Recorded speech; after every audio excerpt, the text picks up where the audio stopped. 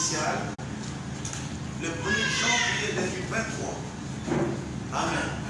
Cependant, des temps pareils que les gens prennent des décisions pour avancer l'année prochaine.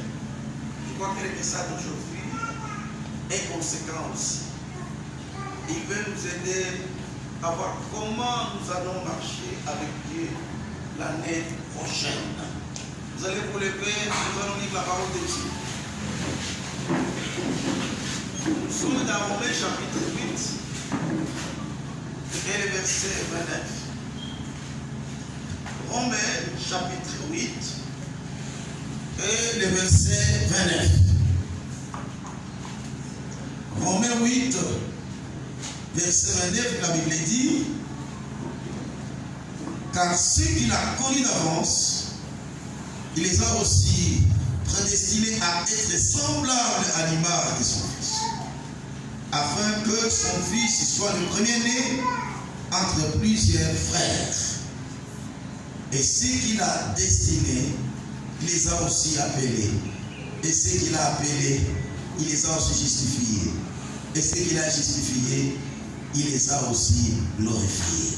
Mais les centres, c'est là où il dit: car ceux qu'il a connus d'avance, il les a aussi prédestinés à être semblables à l'image de son Fils. Nous allons dans Actes chapitre 19. Actes 19, verset 1er. Verset 1er. Nous jouons même jusqu'à 4, 5, 6. Pendant qu'Apollo était à Corinthe, Paul, après avoir parcouru les hautes montagnes, les hautes provinces de l'Asie, arriva à Éphèse. Ayant rencontré quelques disciples, il leur dit: avez-vous reçu le Saint-Esprit quand vous avez cru? Ils lui répondirent: nous n'avons pas même entendu dire qu'il y ait un Saint-Esprit. Il dit: de quel baptême avez-vous donc été baptisés? Ils répondirent: du baptême des Jean. Alors Paul dit: Jean a baptisé du baptême de repentance, disant au peuple de croire en celui qui venait après lui, c'est-à-dire en Jésus. Sur ces paroles, ils furent baptisés au nom du Seigneur Jésus. Lorsque Paul eut imposé les mains, le Saint-Esprit vint sur eux et ils parlaient en langue et prophétisaient. Nous voulons terminer par un autre texte. Nous rentrons dans Romains 8, verset 14.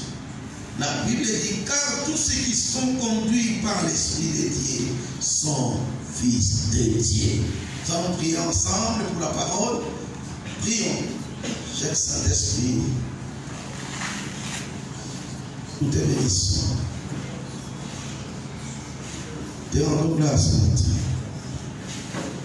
La Bible dit: il viendra. Il va glorifier Jésus. Et Jésus dit: je ne laisserai pas servir des enfants. Je vous enverrai les saints. Cher Saint-Esprit, viens travailler avec nous ce matin. Nous prions dans le nom de Jésus. Amen. Amen. Dans le milieu chrétien, ou parmi les chrétiens, il y a plusieurs personnes qui donnent l'impression d'être matures extérieurement. Dans le milieu chrétien, il y a plusieurs personnes, quand vous les voyez extérieurement, vous pouvez les prendre pour des chrétiens matures. Pour des raisons suivantes. Vous prendrez quelqu'un comme mature parce qu'il a fait longtemps dans la foi. Il peut te dire: j'ai 10 ans, j'ai 5 ans, j'ai 6 ans, j'ai 10 ans dans la foi. Alors vous commencez à croire qu'il a déjà atteint la maturité spirituelle. D'autres personnes, à cause de leur position dans les ministères, il est pasteur, il est ancien de l'église, il est choriste, il est diacre, il est évêque, directement, vous pouvez croire qu'il est mature sur le plan spirituel. Amen. Amen. Amen. Amen. Mais quand vous vous approchez de lui,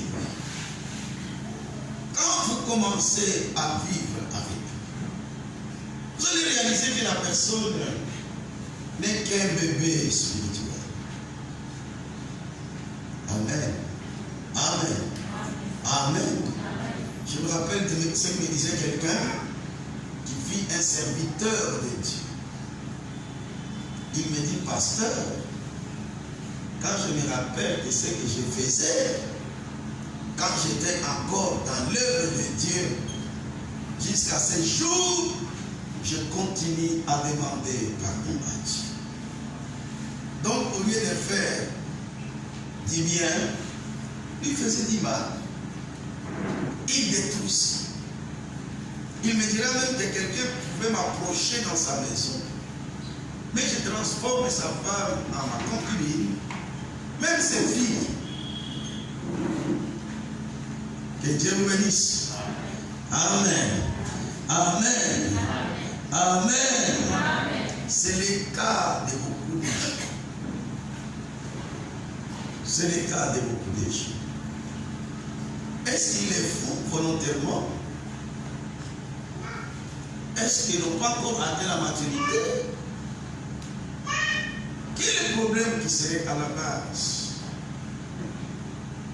Bien aimé dans le Seigneur, notre thème de l'année passée, c'était la maturité spirituelle.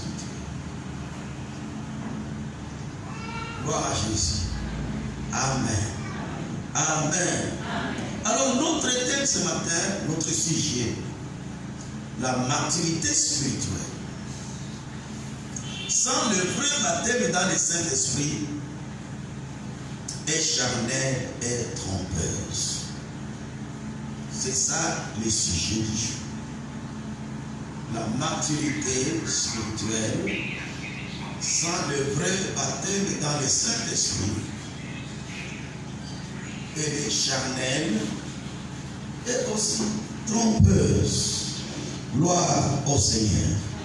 Dans ce message, donc le message d'aujourd'hui, nous voulons parler d'une part de la maturité spirituelle qui fit notre thème, l'année passée, mais nous allons aussi parler chapitre 8, verset 29. La Bible dit, quand on lisait le verset 29, la Bible dit, car ce qu'il a connu d'avance, il les a aussi prédestinés à être semblables à l'image de son Fils. C'est-à-dire, nous là qui avons été appelés par Dieu, nous là qui ont été choisis, la volonté de Dieu est que nous puissions ressembler à Christ. Que Dieu bénisse. Amen. Quand Dieu t'appelle, il voudrait vous commencer. C'est un processus qui commence. Une fois que vous recevez Jésus comme Seigneur et Sauveur, la volonté de Dieu, le plan de Dieu, est que vous puissiez être comme Christ était. C'est pourquoi il dit dans Jean que ce que je fais ici, vous allez aussi le faire. Que Dieu vous bénisse. Amen. Vous allez chasser les démons. Vous allez guérir les malades. Vous allez convertir les gens. Vous allez aider les autres et vous aider vous-même. Alors nous disions, donc, quand on parle de quelqu'un qui est mature spirituellement, c'est quelqu'un qui ressemble à Christ. Amen. Amen. Alors, un chrétien qui se ressemble à Christ, je l'ai toujours dit, il a certaines caractéristiques. Et c'est tout un processus. C'est tout un processus. Dieu le fait comment? Par son esprit et en nous envoyant sa parole. Mais notre part, c'est de marcher selon l'esprit et de mettre en pratique la parole de Dieu. Alors nous disions qu'un chrétien mature, ce n'est pas n'importe qui dans une église. c'était serviteur. C'est un petit Christ. Il fait ce que Christ fait. Il a une mission sur cette terre. J'ai toujours dit que la Bible déclare dans Colossiens chapitre 1er verset 16 que nous avons été créés par Dieu et pour. Gloire à Jésus. Amen. Amen. Amen. Alors un chrétien qui a atteint la maturité, il a quelques caractéristiques. Nous disons, il pense comme Christ pense. Il ressent comme Christ ressent. Il parle comme Christ parle. Et il agit comme Christ agit. Et Dieu bénisse. Amen. C'est un représentant de Christ. C'est pourquoi Paul disait que vous là, vous êtes des lettres. Il y a des gens qui n'ont pas le temps de lire la Bible. C'est quand ils nous voient, nous les chrétiens, qu'ils reconnaissent qu'il y a un Dieu, qu'il y a Jésus. Gloire à Seigneur. Amen. Amen. Quelqu'un qui pense comme Christ pense. Nous l'avons toujours dit. La Bible dit que tout ce qui est vrai, tout ce qui mérite l'approbation, tout ce qui est vertueux, soit l'objet de vos pensées. Vous savez, les pensées dérangent. Quand il y a des mauvaises pensées dans ta tête, dans ton cœur, même les actes que tu vas poser seront ton cœur. C'est pour cela que la Bible déclare, l'homme est selon ce et sa pensée. Gloire au Seigneur. Amen. Tout acte, avant que nous les posons, commence d'abord par nos pensées. Alors là, quand quelqu'un vient de l'étage, pense comme Christ pense. Mais il n'est pas n'importe qui. Et on dit un chrétien mature ressent comme Christ ressent. Christ dit, allez, j'y commande. Il ne peut pas voir le mal et il commence à l'entretenir. C'est pour ça que la Bible dit que les sels du monde, puisque les sels a comme service donner le goût et arrêter la corruption. Amen. Amen. Mais aussi, il y a un exemple qui est toujours donné, celui de l'autre. Quand on lisait 2 Pierre chapitre 2 verset 7, la Bible dit que cet homme en vivant à Sodome et Gomorrhe, il souffrait dans son cœur quand il voyait ce qui s'est pratiqué en Sodome et Gomorrhe. Ça lui faisait très mal, puisque cet homme juste, il avait un cœur changé. Amen. Un chrétien mature, c'est quelqu'un qui a un cœur changé. C'est quelqu'un qui est passé par la repentance. C'est ce qui a poussé pour la dire, c'est le plus moi qui vis, c'est Christ qui vit. Un chrétien mature parle comme Christ parle. Dans Jean, la Bible dit, Jean 7, 46, quand ces gens ont entendu Jésus parler, ils ont commencé à dire, jamais homme n'a parlé comme celui-ci. Amen. Amen. Vous voyez là où Dieu veut vous amener. Est-ce que vous voyez ce que Dieu voudrait que vous puissiez devenir? Vous ne serez pas n'importe qui. Quelqu'un qui pense comme Christ pense. Quelqu'un qui parle comme Christ parlait. Mais aussi quelqu'un qui agit comme Christ agissait. Ces actes étaient pleins d'amour. Ne pouvaient pas se venger contre quelqu'un. Ne pouvaient pas concevoir du mal à faire à quelqu'un. Regardez même parfois, même dans nos foyers. Vous trouverez une femme, ce qu'elle fait à son mari. Et vous comprenez que non, il y a un problème. Même un mari, ce qu'il est en train de faire à sa femme. Soit un papa, ce qu'il est en train de faire à ses enfants. Soit des enfants en train de faire à leurs parents. Quand nous devenons des chrétiens matures, nous comprenons les situations. Amen. Amen. nous comprenons des situations. Nous devenons des hommes et des femmes sages, même en vivant avec les autres. Puisqu'il y a certaines personnes qui vivent avec nous, mais qui n'ont pas le même niveau que nous avons. Gloire au Seigneur. Amen. Amen. Alors je voudrais te dire, être mature, c'est faire un effort aussi pour élever ton niveau spirituel. Gloire à Jésus. Amen. Amen. Alors nous disions qu'un chrétien mature a 4 habitudes. La première habitude, c'est la prière. Non seulement il prie puisque l'Église a organisé la prière, mais il a même ses temps de prière personnelle. Gloire à Jésus. Amen. Il a ses temps de prière personnelle. Puisqu'il n'a pas affaire à l'Église, il a d'abord affaire à Dieu. C'est quelqu'un qui prie. Dans la semaine, je disais, les domaines de la prière, c'est un domaine des mamans. C'est pour cela dans la vie, dans les milieux professionnels, vous pouvez avoir un problème avec votre chef. Quand votre épouse va là-bas, même dans la société, les hommes peuvent être de peureux, surtout quand il y a des conflits, il y a des guerres. Mais quand une femme se lève et dit où sont les hommes, si Dieu m'avait au moins créé homme, et même les peureux se lèvent. Amen. Où sont les mamans pleureuses? Mais qui sont dans leur maison, soit dans l'église. Je me rappelle d'une maman qui me disait, quand son mari avait des problèmes, elle dira, non, moi je vais me lever. Les diables vont tuer mon mari. Que Dieu vous bénisse.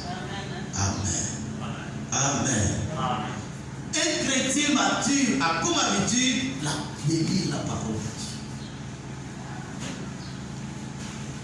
Je disais dans la semaine que Georges Miller, de son vivant, a lu au moins 200 fois la Bible. Et c'est ça que mature. Mais je disais aussi, un chrétien mature favorise la communion fraternelle. Que ce soit dans l'église, que ce soit dans les groupes où il est, il peut être membre d'une chorale, peut être membre d'un groupe de prière, peut être membre d'intercession. Lui, sa présence n'est pas de diviser les gens, n'est pas de créer des troubles, mais de donner la paix. La Bible dit, heureux ceux qui apportent la paix, quand ils seront appelés fils de Dieu. Amen. Amen. La communion fraternelle. Mais nous disions aussi qu'un chrétien mature contribue à l'œuvre de Dieu. Il donne sa dîme et il donne aussi les autres. Je disais dans la semaine que si Dieu nous demande, nous en tant que membres de l'Église, de donner la dîme, de donner les offrandes, ce n'est pas que nous puissions être les sponsors de l'Église, non. Gloire au Seigneur. C'est pour notre bénédiction. Puisque Dieu, lui, quand il veut financer l'Église, il utilise tous les moyens. Amen. Même les moyens bien aimés dans le Seigneur, miraculeux, puisqu'il est Dieu et tout lui appartient. Mais pour notre bénédiction, il nous dit, dans tout ce que vous gagnez, un dixième appartient à Dieu. En dehors de ça, vous pouvez donner les offrandes, les remerciements.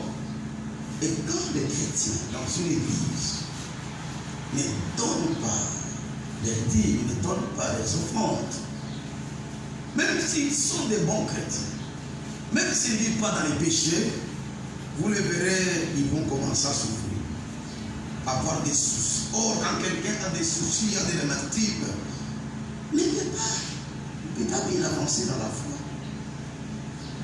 Soyez bénis au nom de Jésus. Amen. Mais toutefois, Dieu ne demande pas la dîme à n'importe qui. Parce que si quelqu'un donne sa dîme, donne les offrandes, il vit dans le péché, Dieu n'est pas d'accord avec lui. Et même si quelqu'un amène à l'église l'argent volé, non, là Dieu n'est pas d'accord. Que Dieu vous bénisse. Amen. Amen. Dieu bénit les gens qui travaillent, qui trouvent de l'argent, soit. Il y a beaucoup de manières par lesquelles on peut trouver l'argent. Cela je disais dans la semaine que je vous conseillerais d'avoir un cahier de revenus dans lequel vous écrivez tout ce qui tombe entre tes mains. Quelqu'un t'a donné 20 000, tu écris, quelqu'un t'a donné, de manière à un moment donné, soit vers la fin de la semaine, soit vers la fin du mois, tu vas amener à Dieu. Dieu ne demande pas. D'abord, Dieu, ce que Dieu a plus besoin, ce n'est pas votre argent, c'est votre sainteté. Gloire à Jésus. Amen. Parce que si quelqu'un, supposé, il vit dans le péché, mais donne l'argent à l'église, ou bien il prend l'argent volé, amène à l'église, je pense que Dieu ne peut pas être content. Soyez bénis au nom de Jésus-Christ. Amen. Je crois que vous avez retenu les caractéristiques d'un chrétien, mais aussi les habitudes d'un chrétien. Un chrétien mature, qui est semblable à Christ, pense comme Christ pense, ressent comme Christ ressent, agit comme Christ agit, parle comme Christ parle. Amen. Il y a des gens, quand ils parlent, ils ouvrent sa bouche. Vous sentez la source. Soit la source vient des démoniaques, soit vient du Saint-Esprit. Et l'émission, il a 4 habitudes. La prière, elle était la parole de Dieu, mais aussi, c'est quelqu'un qui travaille pour la communion fraternelle. Que ce soit dans la famille, que ce soit dans l'église. Soyez bénis au nom de Jésus. Mais aussi contribue avec ses enfants. Laissez dire et ses offrandes. Et là, je veux insister, quand je parle des offrandes, que Dieu n'a pas besoin de mon argent pour faire avancer son église. Sauf que pour ma bénédiction, je dois donner à l'église. Et je voulais aussi dire qu'on ne peut pas mener à l'église n'importe quel argent. Amen. Amen. Alors je voudrais aussi dire que beaucoup de gens souffrent sur les plans financiers parce qu'ils puisqu'ils n'agissent pas sur la parole de Dieu. Ils ne donnent pas. Alors à ce moment-là, comment Dieu va nous accompagner? Mais aussi ceux qui donnent, ceux qui lui donnent, ne pas gagner aussi honnêtement. Alors l'église devient comme un lieu de blanchiment. De l'argent soit volé, soit détourné. Amen. Amen. Applaudissons notre Dieu. Gloire au Seigneur. Mais aussi, je voulais ajouter que normalement, nous les chrétiens, nous ne devrions pas souffrir pour les manger et les boire. Puisque Jésus lui-même l'a dit, ce n'est pas vous qui devez vous demander, ni de quoi vous devez vous vêtir, ni de quoi vous devez manger. Puisque vous connaissez ce que vous devez faire.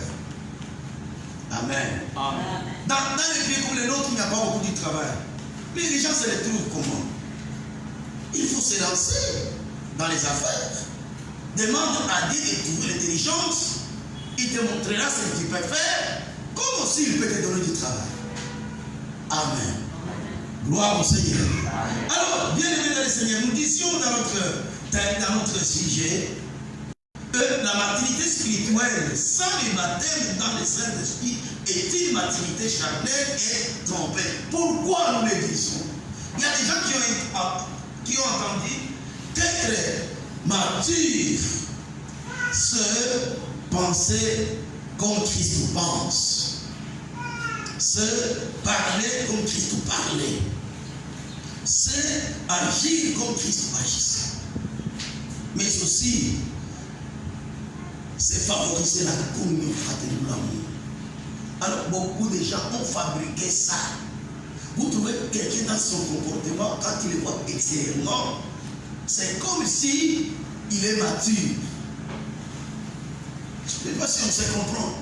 Par sa façon de parler, par sa façon de marcher, Vous pouvez même croire qu'il est un serviteur de Dieu. Vous pouvez même vous confier en lui. Or, c'était lui. Comme cet homme-là qui me disait, pasteur, si je vous dis, moi, ce que nous avions fait dans l'œuvre de Dieu, Dieu ne peut pas croire. Il y a beaucoup de gens qui ont fabriqué ça. Quelqu'un se comporte comme s'il était aussi enfant de Dieu. Il peut aussi donner l'argent. Il peut aussi donner même la vie. Mais quand vous suivez de près cet argent-là, ne vient pas par une voie propre. C'est de l'argent sale. Alors à ce moment-là, c'est comme si on était mature, mais on ne l'est pas. Que Dieu bénisse. Amen. Il fait semblant aussi de prier. Il fait semblant de lire la Bible. Mais ça ne vient pas du cœur. Ce n'est pas inspiré par le Saint-Esprit. C'est pourquoi nous disions la maturité spirituelle. Sans le Saint-Esprit, sans le baptême dans le Saint-Esprit, c'est une maturité charnelle et trompeuse. Amen. Vous trouvez à l'église une fille là, puisqu'on a dit qu'il faut bien s'habiller. Elle commence à bien s'habiller, à porter le nom d'Égypte. Mais son cœur n'est pas transformé. C'est une impudique. Un garçon à l'église, quand vous le voyez, il fait comme s'il était chrétien. Mais c'était impudique. C'était malfaiteur, c'était un voleur. Alors à ce moment-là, nous disons non. Il fait l'imitation. La vie chrétienne, ce n'est pas une limitation. Quand nous sommes remplis du Saint-Esprit, quand le Saint-Esprit nous conduit, la Bible dit, sont enfants de Dieu, c'est là qu'ils sont conduits par l'Esprit de Dieu. Donc les actes que nous allons commencer à poser ne seront pas des actes extérieurs. C'est parce que nous marchons par l'Esprit. C'est parce que nous sommes poussés par le Saint-Esprit. Amen. Amen. Et la Bible dit, marchez selon l'Esprit et vous n'accomplirez pas les œuvres de la chair. Amen. Bien-aimés dans le Seigneur, on ne peut pas fabriquer la maturité spirituelle. C'est pour cela qu'on l'appelle spirituel. Ça vient de Dieu. Ceux qui ont imité ça sont devenus des hypocrites. C'est comme ça que vous verrez certaines personnes qui s'appellent serviteurs de Dieu. Mais quand vous les suivez de près, ce ne sont même pas des serviteurs de Dieu. Ce sont des destructeurs. Parfois, ils construisent de belles églises. Ils font même des longues études. Mais leur objectif, détruire. Faire avorter. Détruire, faire du mal. Amen. Pourquoi? Puisqu'ils font ça charnellement. C'est ce que nous avons appelé une maturité trompeuse. Les gens qui te voient, c'est comme nous te suivons. Je suis en train de vous prêcher ici. Si je n'ai pas la vraie maturité spirituelle, je suis un destructeur. Quelqu'un peut me voir prêcher, il me fait confiance. Amen. Mais un mauvais type. Mais quand le Saint-Esprit est à nous,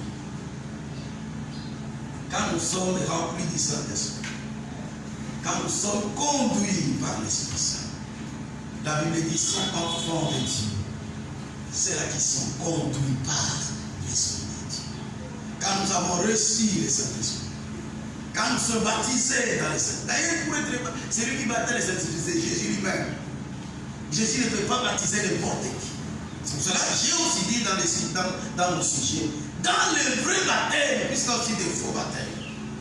Je suivais une vidéo où l'on parlait d'une certaine langue que les gens parlent qui viennent du monde des ténèbres. Amen.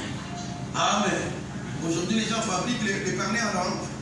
Mais quand vous êtes vraiment baptisé dans l'Esprit, quand vous avez la puissance de Dieu, quand Dieu vous accompagne, quand Dieu vous conduit, vous devenez une autre personne. Tout en vivant sur cette terre. Que Dieu vous bénisse. Amen. Vous savez, il y a des gens qui n'ont jamais eu le bonheur de vivre avec des enfants de Dieu. Avec des gens qui sont convertis régulièrement. Il y a même des gens, il est encore au début de sa foi, il tombe sur un malfaiteur chrétien. Tu commences à lui dire, non, les autres là exagèrent. Il n'y a pas d'exagération dans la foi. Amen. par l'Esprit Saint. Quel que soit ton âge, quel que soit ton sexe. Je vous dis, il y a certaines personnes qui disent, non, je suis encore jeune, il n'y a pas question de la jeunesse. C'est la question d'avoir rencontré Christ. Gloire au Seigneur. Quand tu connais Christ, quand tu l'as rencontré, quand tu les connais, la Bible dit, c'est du peuple qui connaît mon éternel, agiront avec fermeté. Dieu va t'utiliser comme son esprit. Je lisais un témoignage d'une femme, la femme du pasteur de Carambi, quand elle racontait comment elle servait Dieu là où elle était envoyée pour faire un travail sécurisé. Elle était directrice d'une organisation internationale. Et j'ai touché beaucoup d'argent. Mais là où elle était allée là-bas, elle a commencé à évangéliser, à organiser des évangélisations à grande envergure. Je te supplie, bien-aimé dans le Seigneur, regarde ta vie. Si tu as un peu de difficulté pour marcher avec Christ, c'est simple et c'est facile. Comme disait le pasteur Kanyata, je voulais tout parler de lui. Il est passé ici à Boubachi, mais il avait des femmes à gauche, des femmes à droite. Il avait des amis qui n'étaient pas des chrétiens. Il dit, j'arrive en France pour la formation.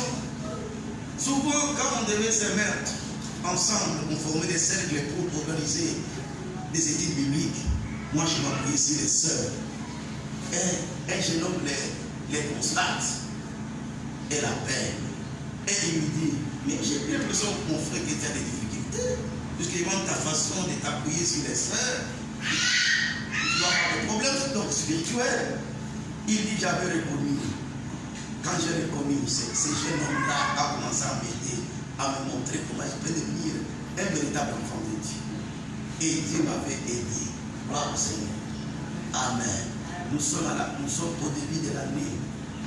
L'année passée a été l'année de la maturité spirituelle. Regarde-toi. Vous savez, quand on ne marche pas selon la volonté de Dieu, on est dans l'insécurité. Amen. Amen. Amen. Supposez que tu es accro à l'alcool, on peut t'empoisonner facilement. Facilement. Ta vie est en danger chaque jour. Tu peux aller dans des milieux où tu ne devais pas aller. Pourquoi? Puisqu'il y a une soif.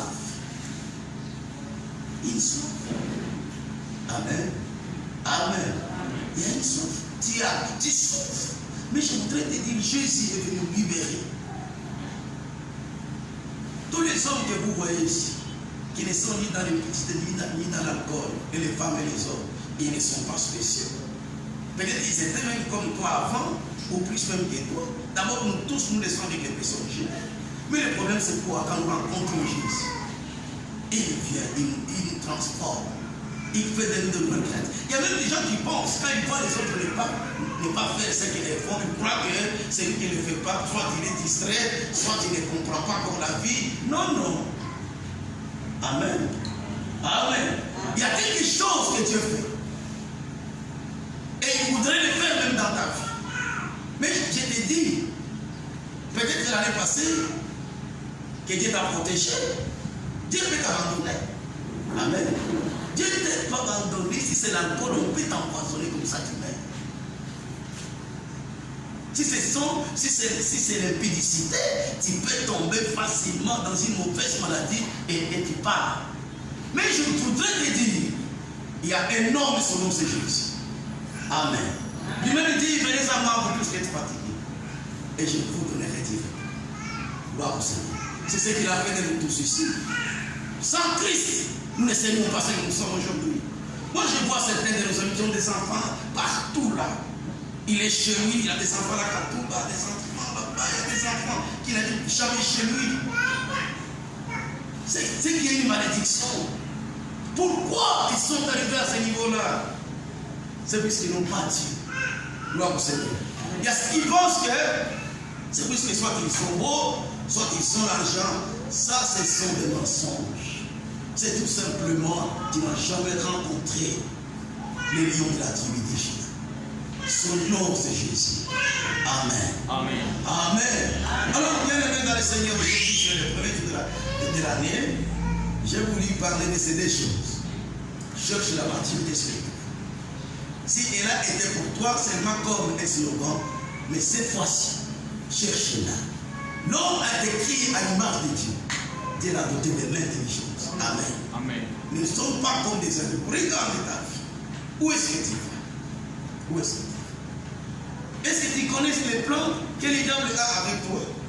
Mais je te dis, il y a un Dieu qui t'aime, qui a fait que tu sois ce matin dans ce qui dit de nouvelles. Dieu veut changer ta vie. Gloire au Seigneur. Amen. Amen. Amen. Non seulement il veut changer ta vie, mais il veut aussi te remplir de son esprit. Gloire au Seigneur. Amen.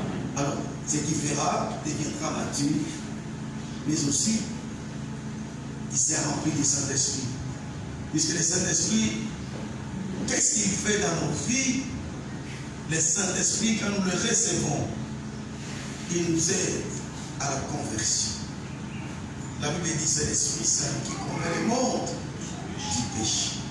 Le Saint-Esprit, c'est lui qui nous amène à la maturité spirituelle. Il est fait comment? La Bible dit, sont enfants de Dieu, ceux qui marchent par l'Esprit. Quand il voudra faire le mal, l'Esprit vient. Il dit non, ne fais pas ça. Si tu fais ça, c'est pour ta perte. Non seulement ta perte personnelle, tu vas commencer à causer des malheurs aux autres. Moi, j'ai vu des hommes qui ont détruit les vies de beaucoup de femmes. Il est fier d'autrui, il devait aussi être bien marié. Lui, il est marié, il va l'engrosser, commence à lui donner des enfants. Et la femme est privée de son propre mari. Et parfois, les enfants qui naissent, on ne les prend même pas en charge. Les gens commençaient à leur donner des noms comme vous le savez.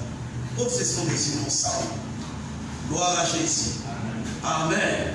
Alors, quand tu es transformé par la maturité spirituelle, tu te feras toi-même du bien. Et tu feras aussi du bien aux autres. Moi, ça fait pitié. Quand je vois certaines femmes qui devaient avoir des propres mariages, non, ils ne se sont pas mariés à cause de certaines personnes qui avaient détruit leur vie. Et ces personnes l'ont fait puisqu'ils ne connaissaient pas Dieu. Et elle aussi a accepté de se faire tromper puisqu'elle ne connaissait pas Dieu. Mais bien aimé dans le Seigneur, le Saint-Esprit nous donne aussi la puissance. Voici les miracles qui accompagneront ceux qui ont compris. À mon nom, ils chasseront les démons. Parfois, ça fait plaisir, bien aimé.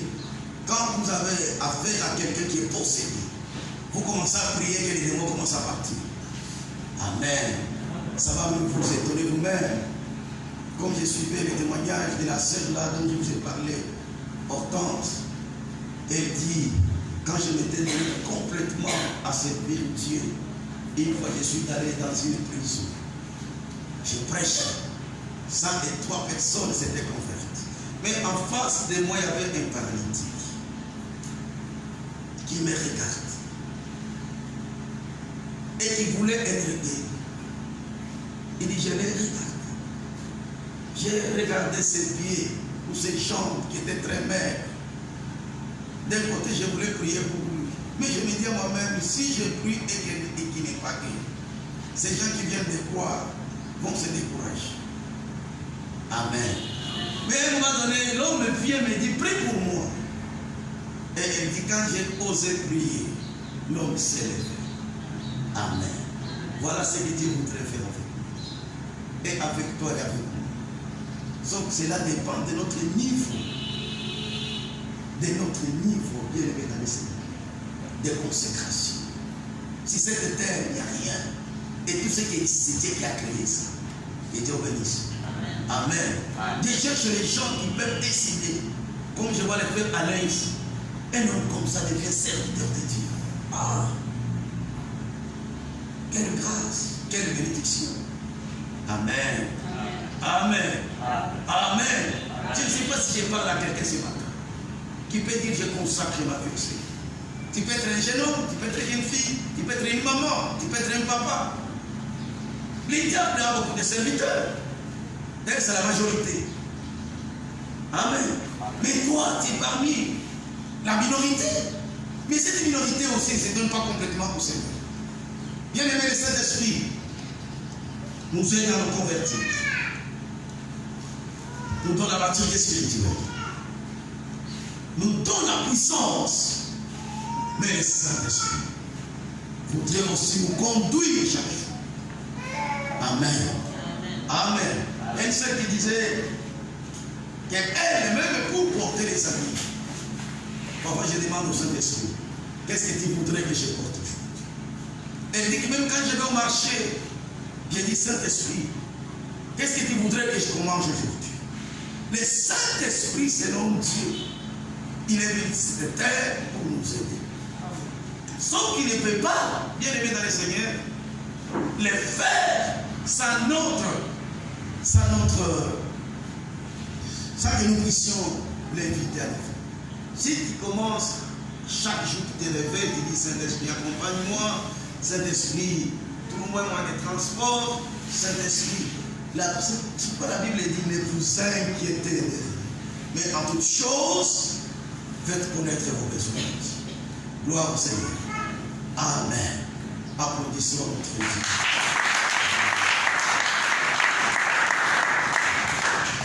Nous avons un Dieu.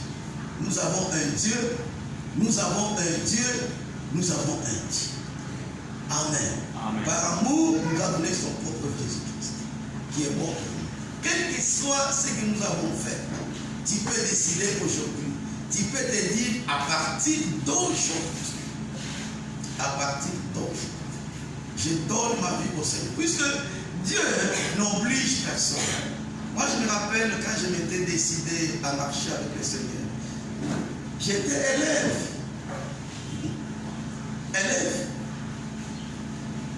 Je n'avais pas vu Jésus. Je n'avais pas vu Jésus. Sauf que Jésus m'avait visité par mon cœur. Et j'avais décidé de donner ma vie complètement au Seigneur. Je m'étais même dit, moi dans le monde, si pour ne pas avoir été dans le monde, ma vie va échouer, ok, ça sera un témoignage. Regarde, tel a suivi Jésus, voilà ce qui est devenu sa vie. Mais j'avais constaté, au moment que j'avais décidé, encore élève à l'internat, Dieu m'avait donné